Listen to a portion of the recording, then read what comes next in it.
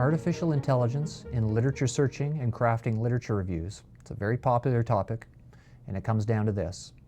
How can you unload just the right amount and kind of work onto these tools while retaining control? So here's my take, and it's actually pretty simple. Remember that AI's greatest strength is also its greatest weakness. Relentless single-mindedness. The tools are faster than fast at processing massive amounts of data to find patterns that match up to your queries. And this is great for what it is, but there's nothing else going on. You have no assurance that the data are accurate or comprehensive, or even that the processing itself is accurate or comprehensive. Think about it. You and your questions are complex, as are all the experiences leading you to ask them. Only you can give your questions meaning. When you focus an inquiry, when you shine a light in a particular direction, and then AI sifts through what is revealed and organizes it to look good in that light, and then when you shine that light in another direction and AI follows, never forget who's meant to follow who. Never mistake what is being revealed to you for the light cast upon it, because that light is you. Don't be mesmerized by follow-up prompts as though they're reading your mind. Use a variety of tools that process and treat a variety of data differently. And sure, leverage each of them for all they're worth, but know their worth. The tool may increase productivity, but it makes no meaning. It does not care, though it's happy to suggest otherwise to make your day. Thinking and caring means not being satisfied with the first answer that looks good, but the tools are there not to sell you on dissatisfaction, because that's your job. Let's illustrate what I'm getting at by test driving what I think is a very compelling research tool in Consensus AI. Sign up for a Consensus account with your UNB email to receive an activation code, and this will provide link-through access to subscribed resources. Consensus is in a class of AI applications that specifically indexes and analyzes academic content. UNB has institutional access to the Pro tier under a trial license ending in September 2026. You can put a natural language query to Consensus, and it will provide a synopsis of what it identifies as the top 20 sources by relevance across a purported millions and millions of sources.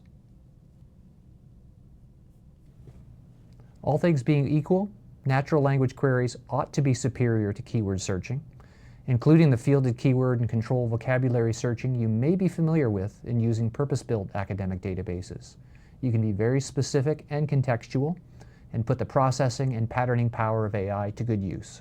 The synopsis is broken down in ways that, in this case, make the right inferences as to what I'm ultimately after, which are effective interventions, and so provides what, at a glance, appears to be a solid overview of the topic at hand. And you get links to reference materials, which, if open access or accessible via UNB subscriptions, is just a click away. And if you want to take Consensus up on its own version of a deep dive, then sit back while it chugs along for maybe 10 minutes before returning a seriously enhanced version of your question, based this time on upwards of 50 sources. So check it out. Beyond some elaborations of core considerations, you typically find equity and inclusion considerations, sources in a timeline context, the identification of key authors, the weighting of argumentation, research gaps, this I like, and, as is increasingly the case with bots all over, suggestions for follow-up queries. The first caveat here is the source indexing.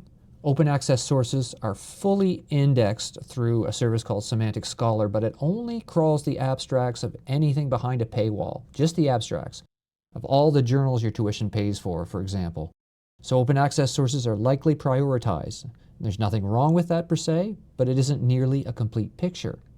So consider these dazzling responses as great springboards to deeper dives into the literature, a little like how you might use a highly specialized encyclopedia or research assistant. In other words, trust, but verify. And there's more. You can upload full papers and otherwise sync into the papers housed in citation management software such as Zotero, and then run your searches again against those full text, either on the basic level of 20 sources or upwards of 50 if you use one of your deep dives, of which you, on our subscription model, get 15 tries a month. And now at this point, you might want to take charge of deep diving yourself using driver-side tools such as Google Scholar to further mine works by influential authors, trace the influence of work, or just to dig in on topics. Ah, but wait, what's this? Scholar Labs? Scholar Labs is an experimental AI extension to Google Scholar that straddles the popular academic search tool. Labs allows for natural language queries of Scholar's impressively vast full-text index of content and provides appropriately focused summaries of search results. This is a potential game changer for Scholar, where false positives have been all too common. Any other kind of engagement, though, with Labs results and interface either sends you to source material or back into the usual Scholar interface, which is great. I have a couple of Google Scholar-centric videos I will link to below, particularly useful if you work away from a campus and want to connect search results with link-through access to full-text content.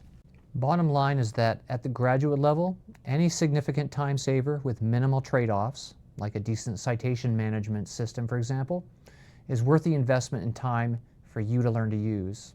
AI tools in the consensus mold of summarizing research on a topic in its query-prescribed breadth, or Scholar Labs as a jumpstart in assessing search results and perhaps in sounding the depths of a topic, why not? But use all the time you save to good effect in plotting your next moves, and don't abdicate the thinking to these new research assistants of yours. They're no replacement for your own dedication and discernment.